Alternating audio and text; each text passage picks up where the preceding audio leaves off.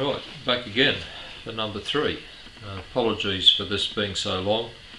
At the end of the second part, I was just discussing the fact that apart from one person, a police officer, people have been very reluctant, or you just can't get replies out of them, which is just a game they play. Very, very seldom will you get people who will actually sit down and talk, or in this case no one has ever said just come along and have a chat.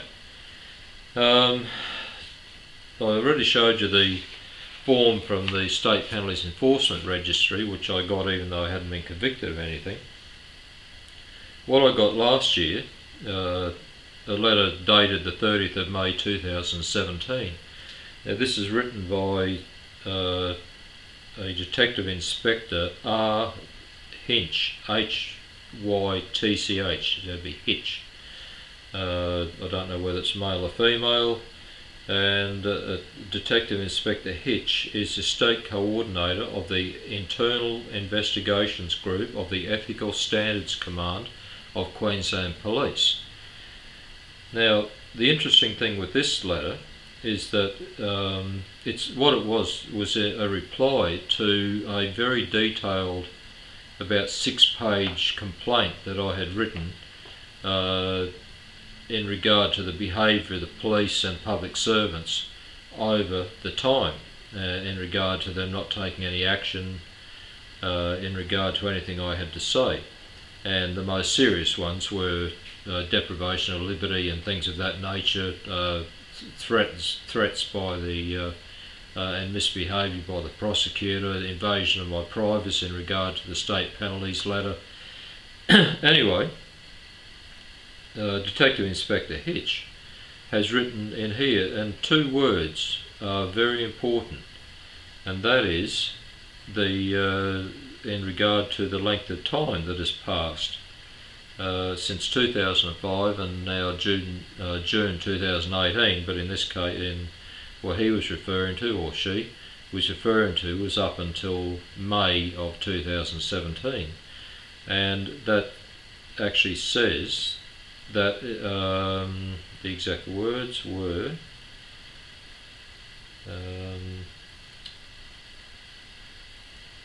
I'm sorry, I was rather silent there because for some reason I just can't spot the actual words. Is the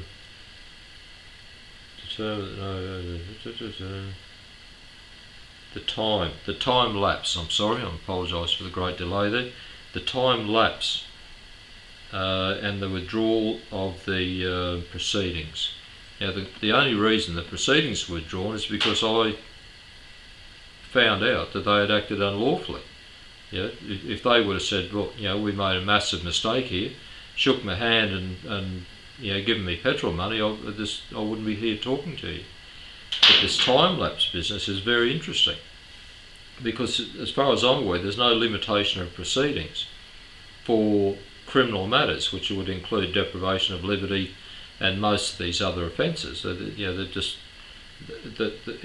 is always a possibility to still investigate them and prosecute. So, according to this letter from this detective inspector, that's quite a high rank. That if you don't get caught for some considerable time, now whatever time lapse means, in the opinion of Detective Inspector Hitch, is up for debate. However, in theory, in that case it was 11 years, so if you haven't been caught for some offence within 10 or 11 years of it actually happening, then according to this letter from someone who actually works in the investigation branch, is that you will not be prosecuted by the police. They're just simply not interested in you if they haven't managed to catch you before this mysterious time lapse has occurred.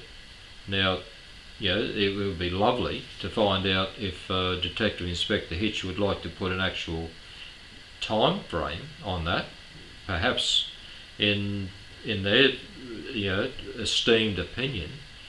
a time lapse is 6 months. Well, if you manage to evade detection for 6 months, then you're home free, because they apparently they've got absolutely no interest in chasing you once that time lapse, as I say, has gone or has occurred.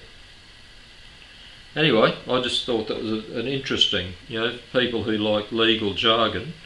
I saw that and I thought, well, that's, whoever wrote that didn't think about it too much, because that's a very interesting little letter. But I struggle on, and if we get any updates, if I have a victory, or I one day decide to give up, which is extremely unlikely, I'll let you know, or delete the video or whatever. But it's mainly just to advise people of what does happen in the real world, and unfortunately, not all police are honourable. And in this case, the Commissioner, Ian Stewart, I believe is not honourable, because if he doesn't know about what's been happening, then that's his fault, not mine, because I've written directly to his office on numerous occasions, and nothing, there hasn't been a peep from him.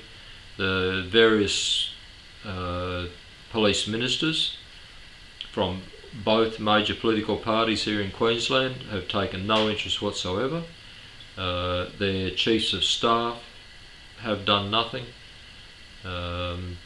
It's the justice ministers, whatever, as I think I said before. And so, I just don't trust them. I think that they're all dishonourable, lazy, incompetent people. And if they want to go ahead and sue me for having that opinion, then good luck to you, because I think most people would agree with me, not you. But I thank you very much for watching my this rather long video, and there's probably other stuff in it, other things that I could bring up, but I'm just going off the bat here with trying to recall more or less the important things that have happened through the whole event, really. But once again, thank you very much for your interest.